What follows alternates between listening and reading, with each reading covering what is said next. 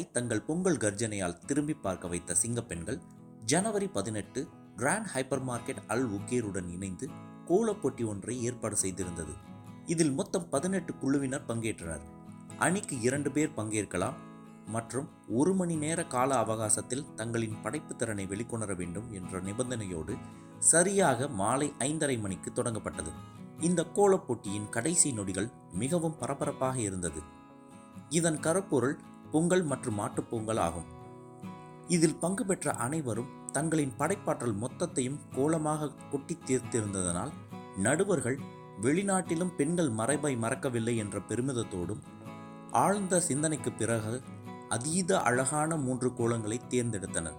இதில் வெற்றி பெற்றோருக்கு முதல் பரிசு 350 கத்தாரி ரியாலுக்கான கிஃப்ட் வவுச்சர், 2ஆம் பரிசு 250 கத்தாரி ரியாலுக்கான கிஃப்ட் வவுச்சர், 3ஆம் பரிசு 150 கத்தாரி ரியாலுக்கான கிஃப்ட் வவுச்சர். மேலும் இந்த கோலப் போட்டியானது தேநீர் சிற்றுண்டியுடனும் இதில் கலந்து கொண்ட அனைவருக்கும் நிச்சய பரிசுடனும் நிறைவுற்றது.